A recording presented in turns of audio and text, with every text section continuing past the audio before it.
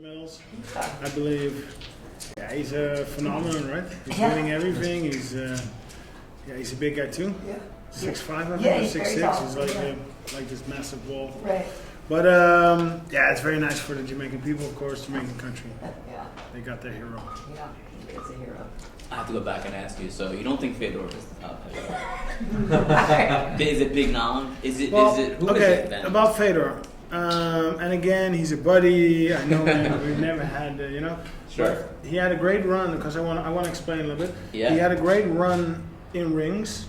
Then he went to Pride. He had a Yeah. great run in Pride. But Pride, there were two guys who was competing against, right? Big Nog, and who had a great run as well. Right. And who else? Croco, Croco. who had a great run too. And then Pride went away. What came after? Okay, he did a little. After Pride, it was not really top notch anymore, right? Okay, and I fight for think Strikeforce. he messed it up with Strikeforce, and he totally messed it up with coming back, right? Yeah. Like you said, he came back, fought Maldonado. Maldonado is a light heavyweight. Fedor is a heavyweight, and he actually lost that fight. Right? Had he stayed away, that 10 years was kind of like, okay, with ups and downs, but he had a few wins, came back, and so I just don't see it there, if I'm honest. Looking at the Always be heavyweight- honest, right? Thank you. Looking at the heavyweight division right now, one of the heavyweights that you've kind of never crossed the path of is Cain Velasquez. Do you feel if you are to beat Stipe that he is next in line? I know you mentioned that you're not the biggest fan of Werdum. I don't know if Kane is going to be next in line, but I'm a guy who likes to test myself. My career, when I look at all my fights, 86 fights in total, if you put K1 and MMA and UFC and everything together, I mean, you look at it and you can draw one conclusion. I like to test myself. And Cain Velasquez, former UFC heavyweight champion, he's done great versus Travis on UFC 200. I think he can't be missing to that list. So I would love to fight him after. I mean, I don't know if he's going to be deserving. There might be another win needed from whatever. But looking at my overall record, we cannot not have Cain Velasquez in it. You were just mentioning your long career. Obviously, you're someone who's paid your dues in this industry. Looking at 203, the other fight that's probably garnering the most attention is CM Punk's fight, a guy who has the same amount of professional fights as myself. How many vests you got? So, do you feel like it's worth the attention? Do you feel it's helping or hurting 203? No, listen, I totally understand and realize you need to have these show fights to, kind of boost the sport. And, we're going to talk about Brock. Brock came from WWE. I think it was great for the sport. I mean, you had a big guy. I enjoyed watching his fights. So the same for CM Punk. He's getting a lot of attention, but I think, it's not going to be in his favor because his division, welterweight, he's welterweight, right? Mm-hmm. That's like a very hard division. To me, he's making a mistake. He doesn't know what he's getting himself into. He's talking about, I want to test myself, this and that. Well, he's gonna be tested because two things are going to happen. Either he's going to lose and quit, or he's going to win and he's going to lose later on and quit. Yeah. But for him to think that he can just do this for fun and test himself and see, and I do have to respect that, testing himself. Sure. I do have to respect that. I am at the same time hoping for the upset because we all love upsets, right? I hope he's going to do great and this and that. But we are going to, in the end of the day, find out what CM Punk is made of. Do you have any words of advice for him? Keep your hands up. No, it's. I'll be watching. I'll probably be doing my thing in the dressing room, so I'll watch later. But he's going to be tested, and I'm going to wish him luck. I'm going to wish him, you got to keep on going. Don't don't give up at the first hurdle you encounter. His age is working a little bit against him, right? Because he's 39, 38. How old is CM? He's like 36. Yeah. 36, 37. 36, 37? Something like that, yeah. Yeah, and then your first fight, I don't know. Tough. Does he have any martial arts background? We were talking about earlier. He's been training jiu-jitsu, and striking. So he's like a blue belt. No. Not even White a blue belt. belt? A white belt? A white belt jiu-jitsu. Yeah. So, you know, We tried. he's in for a rough ride because he wins the fight by any chance of luck. He's fighting a motivated kid. He throws some punches. He clips him. He wins. What comes next?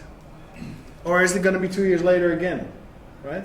But how good can you become in 2 years, right? That's the question. And then you look at the top, you know, Damian Maia and Thompson, and who's the champion? Who's the champion over there? Woodley's the champion. Or good, you know, that's not even out of. So, but again, you know, we all love upsets. I love upsets. I'm not going to be a hater. You know, I'm actually going to be rooting for him. Yeah. But it's going to be a rough path he chose. You had mentioned in the past that you would like the rematch with Brock. I'm not sure where he's at now with this whole drug testing, but is that still something that you'd be interested in? Yeah, I would, but I just don't see it happen. You know, you had the test, and you know, I'm totally not familiar with the procedure now for him, but it seems to me that was his last performance. I don't see him. I mean, he's 40 years old, 41. 39. He's going to come back when he's 44 or something. I just don't see that happen. Just don't see it happening. So were you pretty disappointed when he tested hot then? Well, of course you're a little bit disappointed, but at the same time I was surprised with his physique. He was very big. You know, he looked better now when I fought him 4 years ago. So that was like, what's going on? And again, I fought Mark Hunt, I fought Brock. I defeated both, but what I remember about Hunt is that he was the strongest guy I ever faced. He just threw me on the ground like this, and he was being manhandled by Brock. So that was a little bit suspicious too. Were you approached to fight Lesnar? Did they offer the fight to you for 200? No. Would you have taken it if they would have? Well, I already had the championship fight lined up, right? Mm. So championship was going to be Yeah, a bigger a little more priority important. than a rematch with Brock. Yeah. The Brock money is nice though. The Brock Lesnar fight purse when you The fight $200 him. million, the Mayweather money. Well, no, maybe not that. You know, speaking of Mayweather money and all that, we were just having a discussion here during lunch about people like Conor McGregor and the need to be vocal, the need to sort of say dicey things sometimes about your opponent, you know, to get attention. Do you feel ever that you have to get more involved in that game, or that I'm gonna tell you something. I'm from Holland. In Holland, we're you know, we like to dress up, we like to do our thing, we like to be cool. But what we don't like is to, you know, have stacks of cash on the table and the cars, and you know, to us in our culture, and in that respect, I'm very proud to be Dutch. That's just, you know, attracting problems, attracting difficulty. You know, and my answer to that is to Mayweather and both the Conors, let me see some bank statements, because you can talk, you can say it, you can put it out there in tweets, but let me see a bank statement that says UFC wired X amount of money, because it's always going to be disappointing, right? People lie. It's the 21st century. Social media is fake. People lie all the time. Yeah, I personally have a hard time believing both of them about their income. But you know, the other thing too about your choice to not engage with the social media is that in times people have labeled you aloof. Alistair, you know, thinks he's better than people because I guess you just don't play the game. Do you know what I mean? So some people thought you were a little snobby. I am my own guy, and I've always kind of followed my own path. I do what I think is right. That brings me happiness. If I'm going to do something because somebody else is doing that, I see that as fake. You know, because again, you look at these other guys and they're making the stacks of cash. Who was the first doing that? Was Muhammad Ali doing that. So you're copycatting another guy. You know, I'm just being me, and I feel very comfortable being me. I don't feel obliged to be somebody else at all. I'm very proud of being me. And listen, if the other guys want to do that, it's fine, but I'm not going to do it. And when you're training, do you like the approach? You know, some guys like to have a whole bunch of other, you know, teammates around them all training together, or do you prefer to have kind of more of a specialized, you know, just you and your coaches where you don't necessarily have everybody around with you at the same time? Well, I like to have both, but it depends, because we're fighting at such a high level and there's such a lot at stake. So I do keep my little things private, and I have my own coach and guys I train with. But if there's no fight, I love to train with the team in Jackson, so I'll train anywhere. I can just walk into a gym in Thailand, kick some mitts. I love learning new things. I don't always want to train my thing, because then I want to do a lot of different stuff. So I love to visit other gyms, train there, say hi.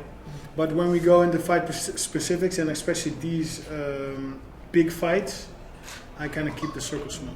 So what have been the determining factors then? Since we know you were with Black Zillions, we know you've done things with Jacksons, we know, like you just said, you've been around the world. What do you find, or what determines whether you click with people or not?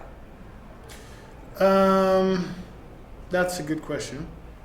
Well, in life, you have, the way I see it is, you have people that like you and people that dislike you, and that goes for me as well. I like people or I don't like people.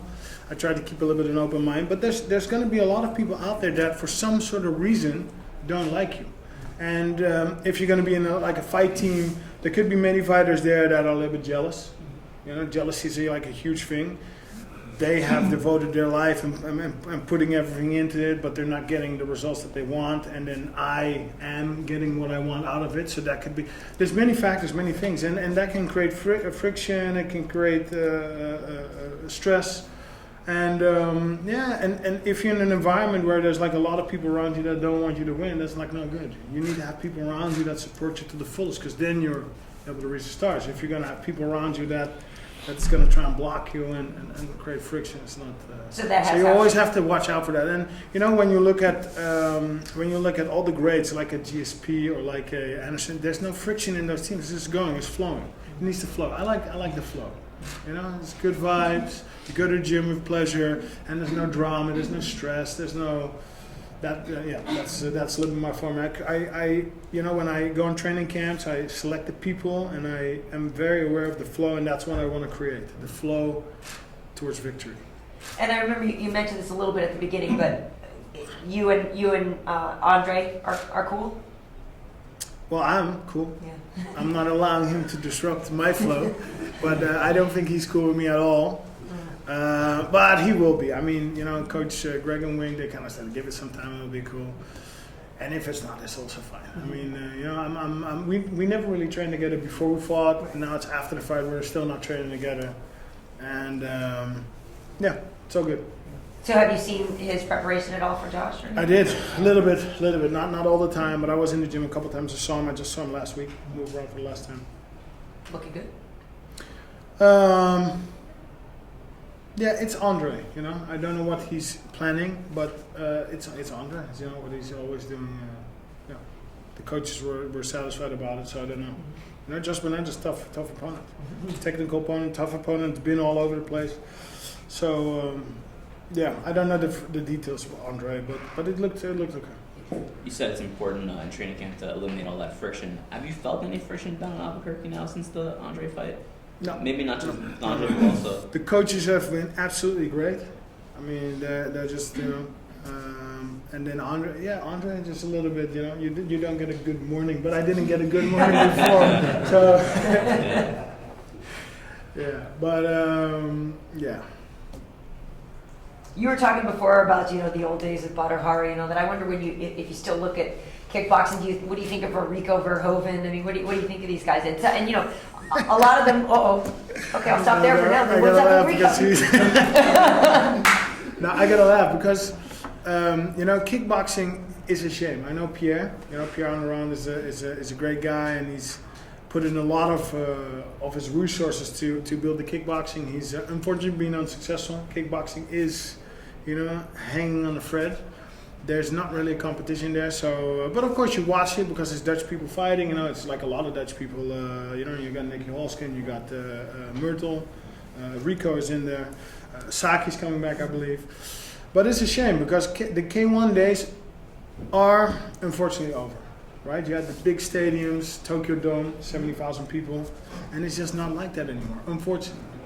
For some sort of reason, they made the wrong business decisions, or it could also be that there's no contestants because it's like it's a weak heavyweight division. It's only Rico basically. Rico's doing a great job. He won his last fight. He's fighting in a couple weeks, actually, too. Yeah, he's fighting Silva, I think, from Brazil. Yep. But no, I'm actually very curious. There might be a chance that Rico might come to UFC. Exactly. That's why I wanted to see what your opinion was. I think, again, he's doing great over there, but there it's not a test. In the end, it's always about testing yourself and finding the limits. There is no really real competition in glory. So I would personally love to see him making the transition. It's going to be a little bit the same story as Punk. It's going to be hard for him. But if you want to be for the world audience, you got to do it. If you want to test yourself, you got to do it. Well, he did. I know he's trained at some different places, and he went up to AKA for a little bit. But is that something that you would you big brother him maybe? Would you be the guy to help him transition into MMA? Because obviously you've been there and you know how to take the steps. Well, I had other people talk about it. Yeah, why didn't you do the union and the this and the that and help others? I'm helping myself right now, if you don't mind. And I'm going to help the people around me. And I have a lovely new daughter, Jazz Lee. I'm looking forward to close my career and spend more time with them, because that's been taking a lot of time away from my family. Yeah. And other people, I don't really have a relationship with them. I'm not really going to pursue that, to be honest. How much more of your own career are you looking forward to then? How many more years? How long? A couple years. Yeah. I still got a couple of years left. How much weight would winning or not winning the title have on that decision? Well, it's all about enjoying what you're doing, right? So I enjoy what I'm doing, and then if you're able to do it, my body's still 100% good. So a couple of years. And then, if it really starts to go down, maybe sooner. But, heavyweights have longevity, as you said. There's nobody yet. Did we ask you this before, that you haven't fought yet that you still would like to? You mean an opponent? Yeah. No, Kane. Kane is the only one who's kind of like, a name, and that could be nice. Mm-hmm. And, he did well in his last fight, so if he keeps on going, then I could see that happen. You mentioned being a father. I'm always curious with athletes who have children and has been in the business as long as you. If your daughter grew up and, let's say, wanted to fight, would you let her? And if not, why? Well, life is all about finding what you're good at and then pursuing that, right? Because I remember when I had a job, I hated every millisecond of it, and time goes slow, and you're not. It was like, what was it again? It was like construction or something. I had a couple of jobs in that summer, and it was like terrible. My mother sent me to the job center to get a job because I got kicked out of school, and I just hated it. And at the same time, I started training. So this was when I was 14, and the feeling that I had, the unhappy feeling, that was my engine into training. And when I'm still a little bit like thinking about that, I still get energized. Yes, this is what we want to do.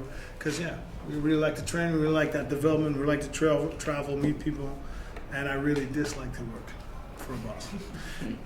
I end up working more. I work basically 24/7 now, because it's the diet, it's the this. You work as an assistant too. You're arranging things, you're networking, you're contacting, you're putting people together. So I end up working a lot more. I end up working day and night, but it's for me and it's what I love, so it doesn't feel like work. Well, you have a new boss now, William Morris. Has anything changed for you personally with the new ownership? Well, not yet. I received an email, WME. So we're gonna have a cup of coffee after this fight. Oh yeah. We're gonna see what's up. And do you have any fights you have left on your contract? It's none of your business. She sneaked it in there at the end, right? At the end. Again, in Holland, it's very rude to talk about. It's my job. You're talking about a job. I got a job. How much money do you make from it? Not enough, huh? Where's your tax returns? What did I say? So, no, we don't, you keep a little bit on the inside. Yeah, I hear you. Okay, fair enough. Do you see, if you win the championship, and you don't like doing social media, but a lot of that No, stuff is I'm kind of part actually of I'm the starting to job. do that a little bit. I do a little social media, but I'm actually going to do that a little bit more. But you hire a guy, he's running with you all day long. He does it a little bit. I could see myself doing that.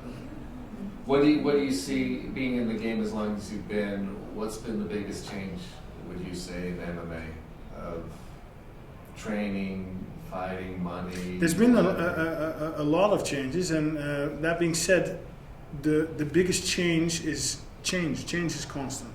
It changes all the time. You need to always get better, because you might find a way that works. 3 years later, it don't work anymore. People adapt, and it's ruthless. People kick your ass, you know. So, and if you keep losing, you're gonna get cut. So you gotta adapt. You gotta change. You gotta go with the flow, and stay ahead of the curve.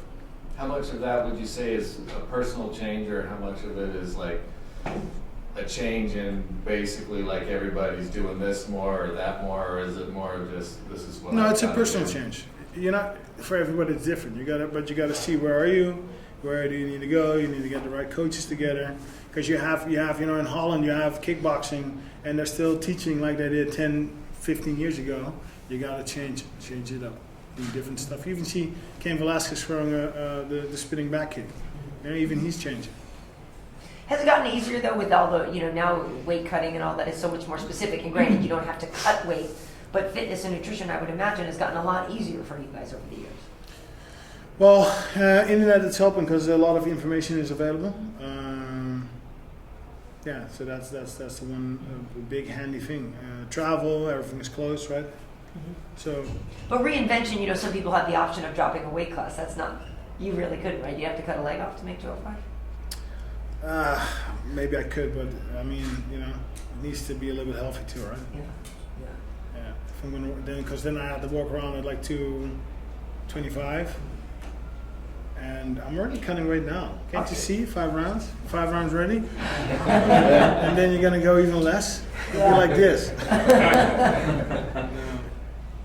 No, I'm happy in the heavyweights, and we might even. Again, we're fighting Stipe. Stipe is like same as me, same height, same weight. But for the bigger guys, and then I'm talking about whoever's bigger, we might even want to put on like 5 pounds, maybe 6, maybe 7, and we can. We just train up the schedule a little bit, eat a little bit more, and then we are a little bit more heavy. But for now, for Stipe, we want to, cardio is important. We want to be fast, we want to be accurate. And we want to be that for 5 rounds. It seems like that's been a good approach, that kind of leaner heavyweight. I remember Travis. Conor. Conor.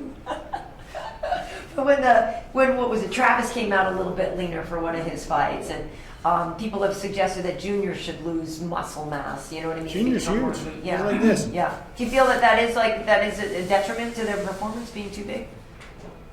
Well, Travis is tall too, right? Yeah. So that's Travis is leaner, but he's tall. He's very tall. But Junior, I think Junior looks. And the funny thing is, when I fought him, he looked like more jacked, and then his weight was like this. Yeah.